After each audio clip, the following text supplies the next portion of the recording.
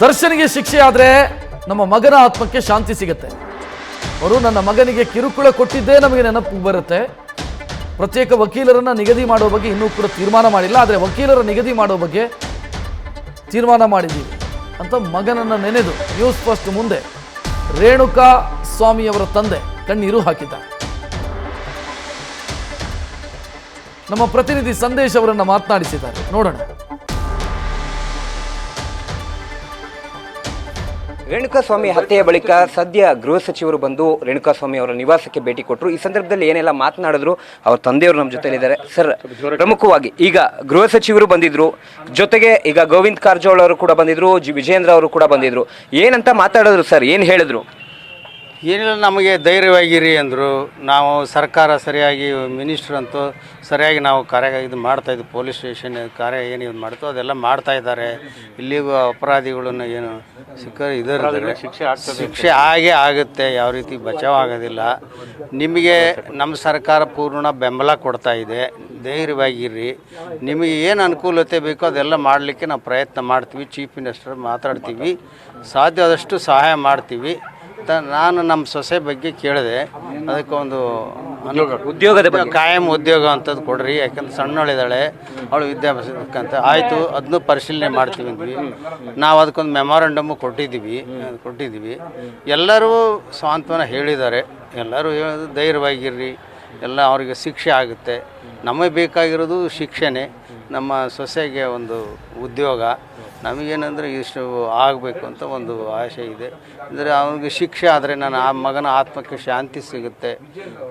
ನಮಗೆ ಪದೇ ಪದೇ ಅವನ ಕಿರುಕುಳ ಕೊಟ್ಟದ್ದೇ ನನಗೆ ನೆನಪಿಗೆ ಬರುತ್ತೆ.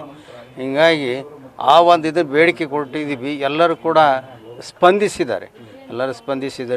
ನಮ್ಮ ಮಾಧ್ಯಮದವರು ಸ್ಪಂದಿಸಿದ್ರಿ, ಪೇಪರ್ನಲ್ಲಿ ಸ್ಪಂದಿಸಿರಿ. ಇಡೀ ಕರ್ನಾಟಕ ಜನತೆ ನನ್ನ ನೋವಿಗೆ ಎಲ್ಲ ಅನುಕಂಪ ಎಲ್ಲ ಬೆಂಬಲ ಕೊಟ್ಟಿದ್ದಾರೆ.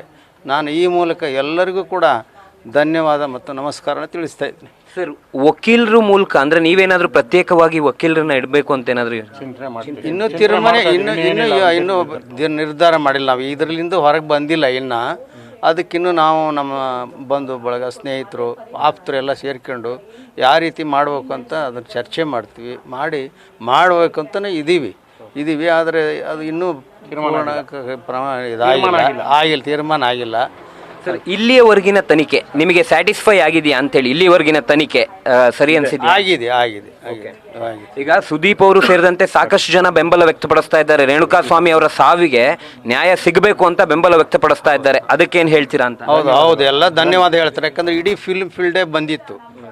ಅವ್ರು ಯಾರು ಪ್ರೆಸಿಡೆಂಟು, ನಿರ್ಮಾಪಕರ ಇವರು ಬಂದು ಫಿಲ್ಮ್ ಚೇಂಬರ್ನವರು ಬಂದು ಕೂಡ ಅವ್ರು ನಮ್ಮಲ್ಲಿ ಕ್ಷಮಾಪಣೆ ಕೇಳಿದ್ರು. ನಾವು ಇದೆಲ್ಲ ಮಾಡಿದ್ವಿ, ಆಗಿರೋದು ದೊಡ್ಡ ತಪ್ಪು, ಅದು ಮಾಡಬಾರ್ದಾಗಿತ್ತು, ಆ ರೀತಿ ಆಗಬಾರ್ದಿತ್ತು. ಅದಕ್ಕೆ ಬೇಕಾದಷ್ಟು ಶಿಕ್ಷೆ ಆಗಲಿ ಅಂತ ಅವ್ರು ಹೇಳಿದ್ದಾರೆ.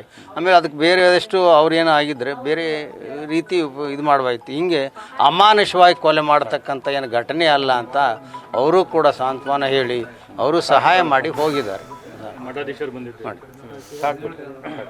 ಇದು ರೇಣುಕಾಸ್ವಾಮಿ ಅವರ ತಂದೆಯ ಮಾತು. ಕ್ಯಾಮರಾಮನ್ ಲೋಕೇಶ್ ಜೊತೆ ಸಂದೇಶ್, ನ್ಯೂಸ್ ಫಾಸ್ಟ್, ಚಿತ್ರದುರ್ಗ.